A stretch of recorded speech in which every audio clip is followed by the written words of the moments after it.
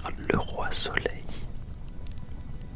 se cache une vérité que personne n'enseigne vraiment. Et une fois qu'on la découvre, Versailles n'a plus tout à fait le même visage. Pour comprendre ce qui se cache derrière ce roi si glorieux, plongeons au début du XVIIe siècle.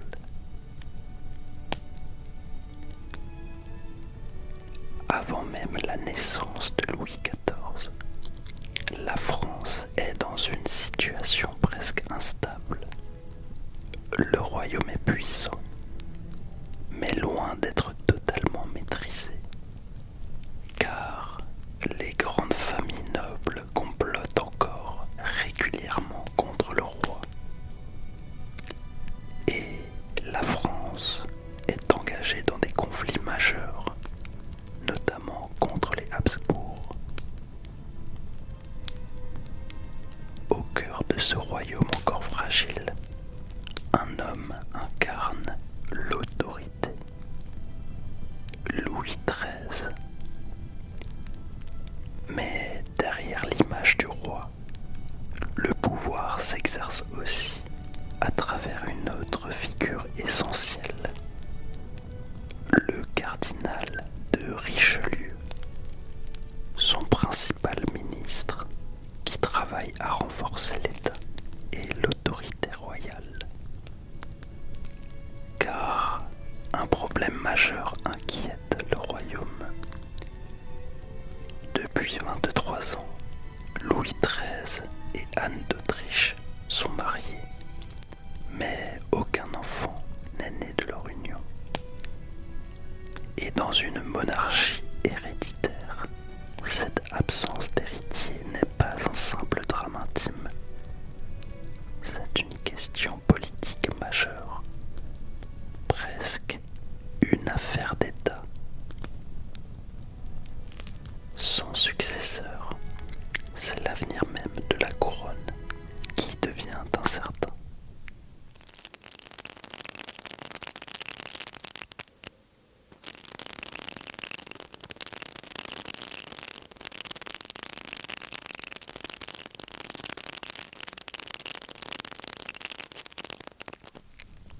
Mais après 23 ans de mariage, le 5 septembre 1638, tout bascule.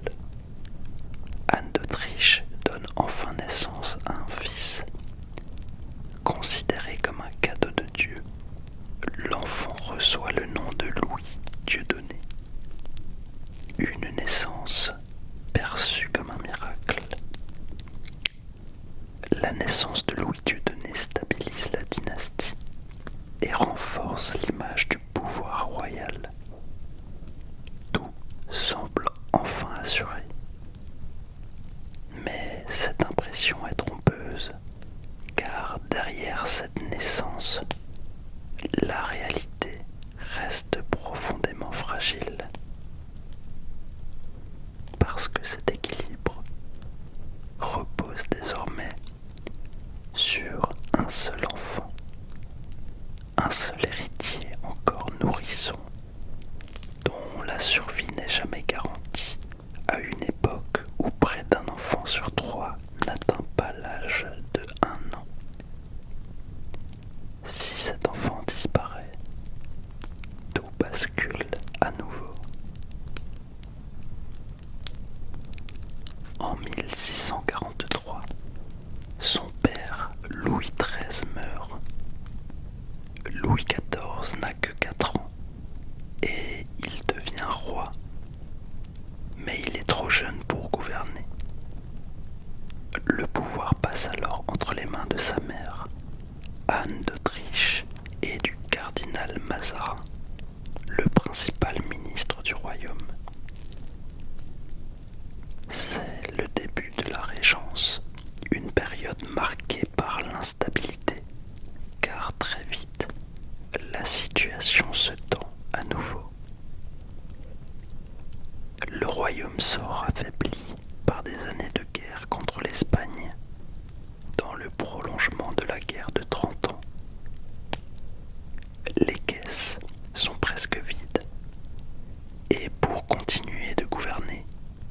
faut trouver de l'argent.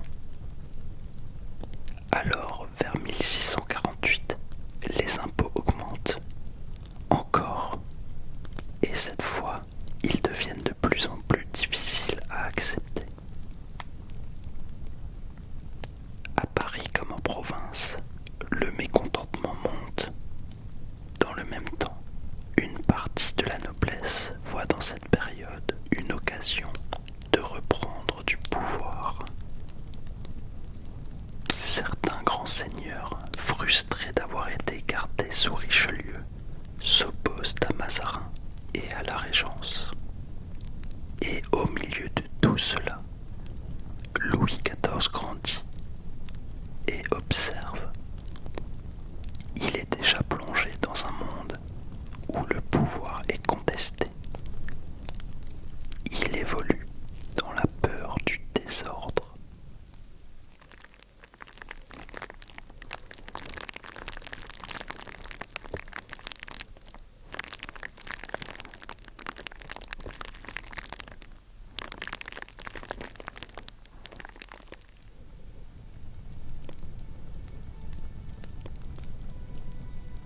Juin 1648.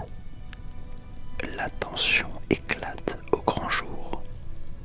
À Paris, le Parlement refuse de valider de nouveaux impôts. Mais Mazarin refuse de céder. Peu après, il fait arrêter plusieurs magistrats du Parlement pour casser leur contestation. Une décision qui met le feu aux poudres. La population se soulève. Des barricades sont installées dans les rues de Paris. Elles s'opposent ouvertement à l'autorité de la Régence. Cette révolte prend un nom, la Fronde. Pendant quelques mois, on négocie, on tente d'apaiser la situation. Mais peu à peu, le conflit s'élargit. Certains grands seigneurs profitent du chaos pour contester à leur tour l'autorité de Mazarin et pour reprendre de l'influence. La situation devient trop dangereuse pour la famille royale qui prend la fuite en janvier 1649 et se réfugie au château de Saint-Germain-en-Laye, à une vingtaine de kilomètres de la capitale, alors que Louis XIV n'a que 10 ans.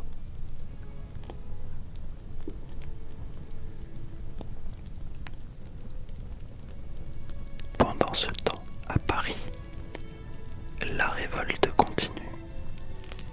La ville est tenue par des frondeurs. Pour reprendre le contrôle, la Régence décide d'utiliser la force. L'armée royale encercle Paris.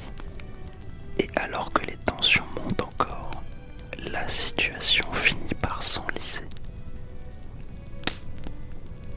Finalement, après plusieurs semaines, en mars 1649, un accord est signé. C'est la paix de Rueil. Le Parlement obtient certaines garanties. En échange, l'ordre est rétabli et la famille royale peut revenir à Paris. C'est la fin de ce qu'on appelle la fronde parlementaire, car une nouvelle fronde va bientôt voir le jour. En 1650, Mazarin fait arrêter plusieurs grands nobles, dont le fameux prince de Condé, un héros militaire, riche et puissant. Si puissant qu'il est devenu une menace potentielle pour la couronne. Une décision qui remet le feu aux poudres, car pour beaucoup, c'est une ligne rouge qui est franchie.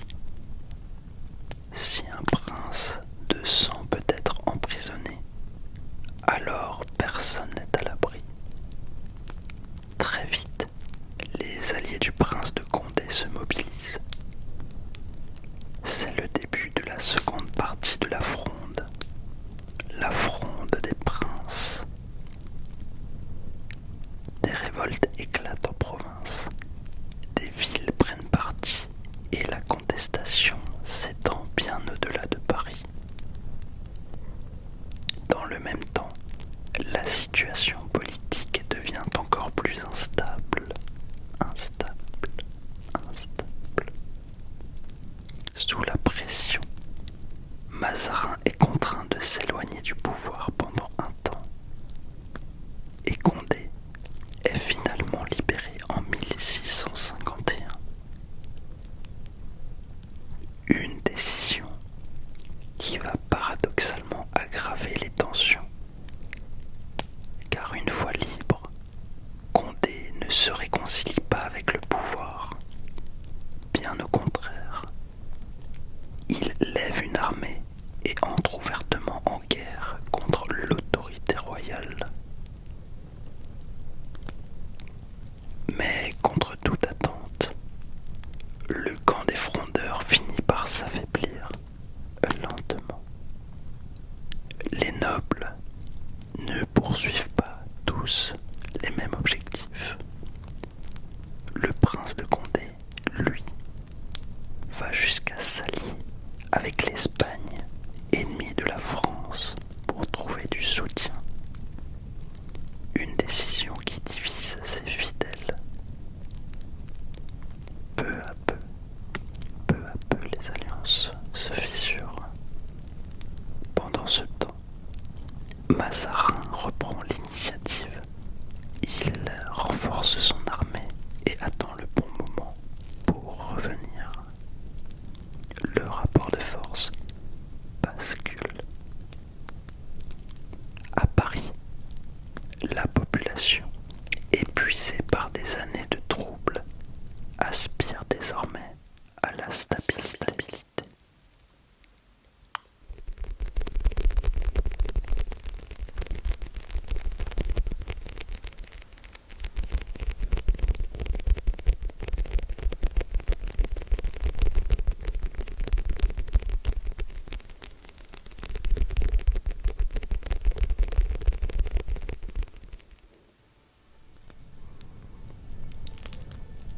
En 1652, alors qu'il n'a que 14 ans, le roi peut finalement revenir définitivement dans la capitale.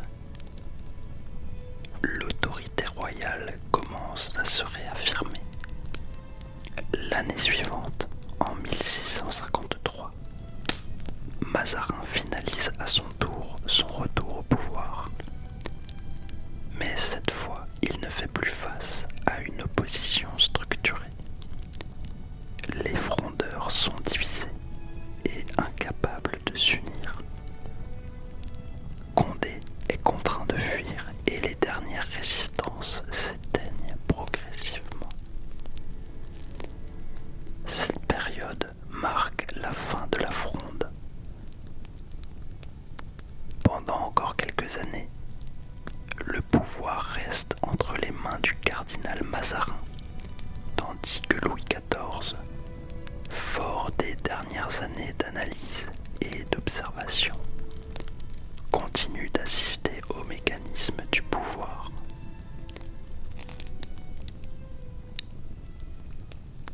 Mais tout change en 1661. Cette année-là, Mazarin meurt et avec lui disparaît celui qui dirigeait le royaume depuis près de 20 ans.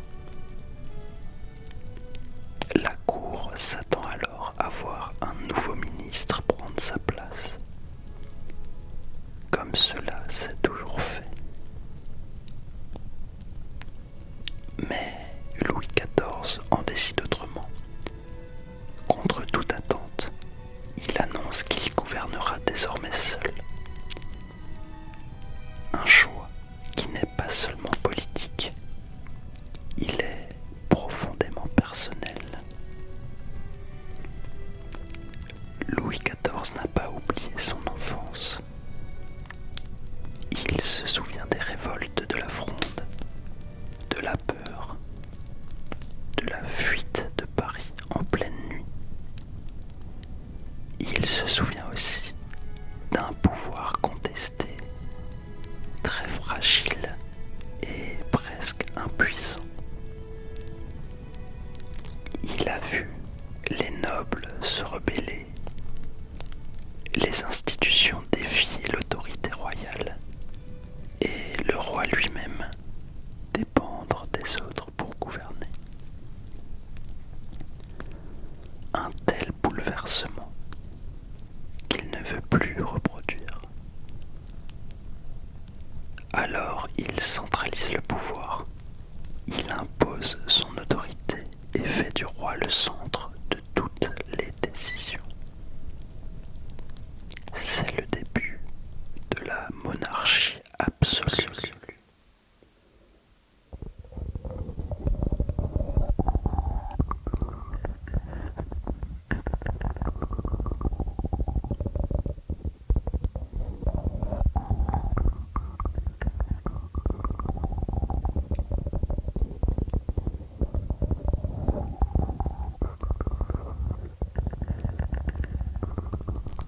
L'une de ses priorités est de maîtriser la noblesse. Ces grands seigneurs, capables autrefois de se révolter pendant la Fronde, doivent désormais être neutralisés. Mais pour cela, le roi ne les combat pas, il les attire. Progressivement, il les fait venir à la cour, puis les installe à Versailles. Là, ils vivent sous son regard et dépendent de ses faveurs. Car à Versailles, tout devient codifié. L'étiquette est stricte et précise. Les nobles finissent par passer la majorité de leur temps à attendre un signe du roi. À Versailles, même les choses les plus simples deviennent des marqueurs de pouvoir. Le droit de s'asseoir, par exemple, n'est pas accordé à tous. Certains doivent rester debout pendant des heures, tandis que quelques privilégiés peuvent s'asseoir selon leur rang et la volonté du roi. Peu à peu, toute la vie de la noblesse s'organise autour de lui. Être vu devient essentiel. Être remarqué l'est encore plus. Sur le plan économique, le roi a compris une chose essentielle. Le pouvoir repose aussi en grande partie sur l'argent. Et pour maîtriser cet aspect invisible du pouvoir, il choisit un homme, Jean-Baptiste Colbert. Un homme qui dispose d'une vision structurée du royaume, une vision presque mécanique. Pour lui, la France est une machine économique qu'il faut organiser. Dans l'esprit de Colbert, la richesse du royaume ne doit plus s'échapper. Chaque pièce d'or qui sort de France est une perte, et chaque richesse produite à l'intérieur est une victoire. Alors, Colbert développe les manufactures afin de produire plus de biens de luxe à exporter dans toute l'Europe. Des tapisseries, des miroirs, des tissus. Faire entrer l'argent en France et éviter qu'il n'en sorte, là est son maître mot. Mais Colbert ne s'arrête pas là. Il regarde aussi vers la mer. À travers le développement des ports, le commerce maritime s'anime et s'étend. Peu à peu, la machine économique française s'organise. À partir des années 1660, une fois son pouvoir solidement installé à l'intérieur du royaume, le roi Soleil tourne son regard vers l'extérieur. Il souhaite agrandir la France et affirmer sa puissance face aux autres monarchies européennes. Alors, en 1667, il engage la guerre de dévolution. Il s'appuie sur un argument juridique. Selon le droit de dévolution en vigueur dans certaines provinces des Pays-Bas espagnols, son épouse, Marie-Thérèse d'Espagne, pourrait revendiquer ses territoires après la mort de son père, Philippe IV, le roi d'Espagne. Derrière ce raisonnement légal, l'objectif est clair: affaiblir l'Espagne et étendre l'influence française vers le nord. L'offensive est rapide et méthodique. Les armées françaises, réorganisées et modernisées, s'emparent rapidement de plusieurs villes importantes comme Lille, Tournai ou Douai. Mais cette progression inquiète les autres puissances européennes.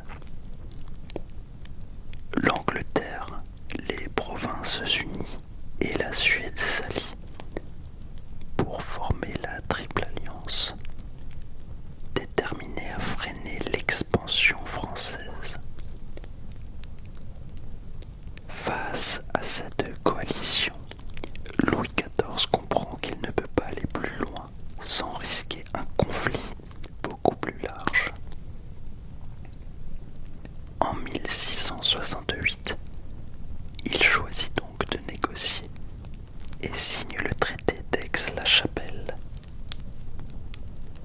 La France conserve plusieurs places fortes stratégiques, dont Lille, mais doit renoncer à une partie de ses conquêtes.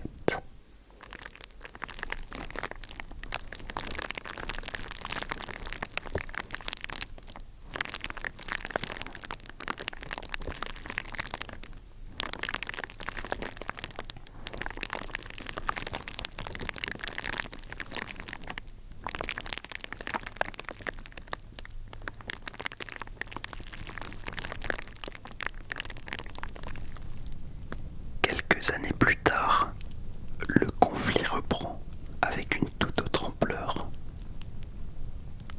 En 1672, Louis XIV lance la guerre de Hollande contre les Provinces-Unies.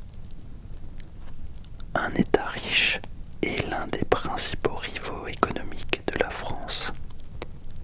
Mais au-delà du commerce, il y a aussi une volonté politique: punir une puissance qui s'oppose à son expansion et affirmer la domination française en Europe.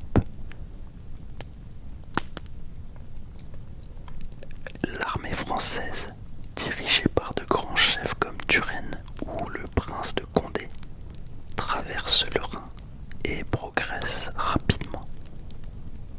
Les forteresses tombent les unes après les autres.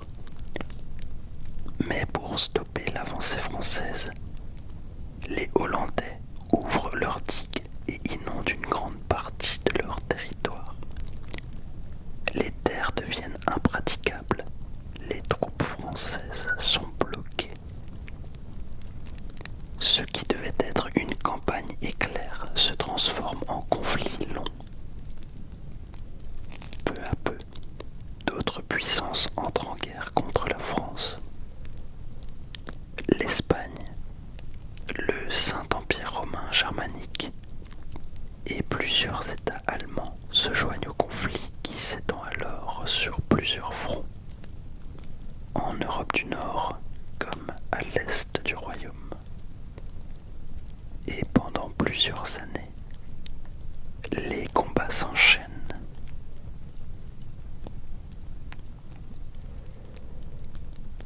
Alors que les guerres extérieures épuisent progressivement le royaume, Louis XIV cherche aussi à imposer un ordre total à l'intérieur de ses frontières. Pour lui, un État fort ne peut tolérer ni division politique, ni division religieuse. L'unité doit être complète. c'est dans cette logique qu'en 1685, il prend une décision radicale, la révocation de l'édit de Nantes. Depuis près d'un siècle, ce texte permettait aux protestants de pratiquer leur religion dans certaines conditions. Désormais, cette tolérance disparaît. Le protestantisme est interdit. Les temples sont détruits et les fidèles sont poussés à se convertir. Alors beaucoup font un choix difficile: partir. Mais parmi eux se trouvaient des artisans qualifiés, des commerçants, des entrepreneurs. Le royaume y perd alors une partie de ses forces vives. Certaines régions s'appauvrissent, des savoir-faire disparaissent et l'économie en souffre durablement. Mais pour Louis XIV, l'objectif est atteint. Le royaume est désormais unifié.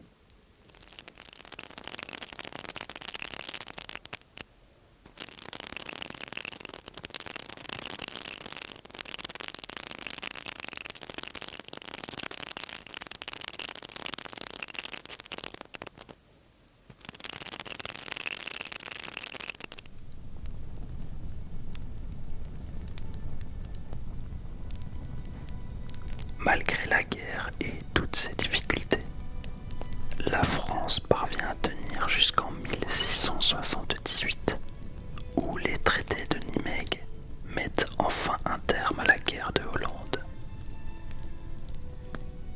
À l'issue du conflit, Louis XIV étend encore son royaume, consolidant ses frontières en Flandre et en Franche-Comté.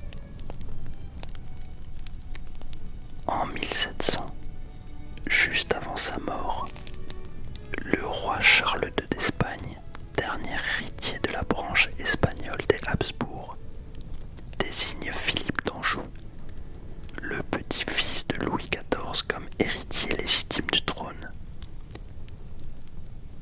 Pour le roi de France, c'est une opportunité exceptionnelle de placer un Bourbon sur le trône d'Espagne et ainsi d'étendre son influence. Mais les puissances voisines savent qu'une union entre la France et l'Espagne, même indirecte, bouleverserait totalement l'équilibre européen. Très vite, une large coalition se forme contre Louis XIV. L'Angleterre, les provinces unies, le Saint-Empire et d'autres États s'unissent pour empêcher cette montée en puissance. En 1701, la guerre de succession d'Espagne débute. Pendant plus de 10 ans, les combats se succèdent sur plusieurs fronts. En Espagne, en Italie, dans les Pays-Bas et même sur mer. Lorsque la paix revient enfin en 1713, Philippe d'Anjou, devenu Philippe V, est roi d'Espagne, mais au prix d'un immense effort. Le royaume est affaibli, marqué par presque 30 années de guerre, quasiment ininterrompue.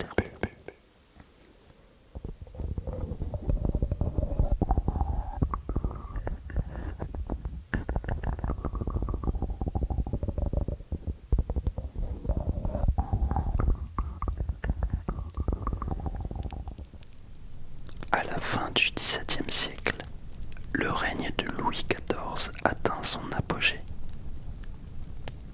La France s'impose comme la première puissance d'Europe, tant par sa force militaire que par son influence politique. Dans le même temps, la culture française connaît un essor remarquable. Les arts se développent, soutenus et contrôlés par le pouvoir. architecture, peinture, musique ou théâtre. Des figures comme Molière ou Racine participent à ce rayonnement et contribuent à faire de la France un centre culturel majeur et influent. La langue française elle-même s'impose progressivement dans les cours européennes. Elle devient la langue de la diplomatie, la langue des élites et des échanges intellectuels. Mais cette grandeur s'efface peu à peu. Les dernières guerres ont laissé le royaume épuisé. Les finances fragiles et les mauvaises récoltes ramènent régulièrement la faim dans certaines régions. À la cour, l'atmosphère change aussi. Elle est moins brillante. Mais surtout, le roi vieillit. Autour de lui, les disparitions s'enchaînent. Son fils, son petit-fils, puis son arrière-petit-fils meurent les uns après les autres, fragilisant une succession que l'on croyait assurée. À Versailles, le contraste devient saisissant. Le palais est immense et éclatant, mais le roi s'affaiblit et l'inquiétude grandit. Finalement, il ne reste plus qu'un héritier, un enfant encore très jeune, le futur Louis XV, âgé de seulement 5 ans. En 1715, après plus de 70 ans de règne, Louis XIV s'éteint à Versailles. Il laisse derrière lui un royaume immense, mais confié à un roi enfant, comme au début de son propre règne. Sur ton écran, tu peux voir quelques vidéos sur la Révolution française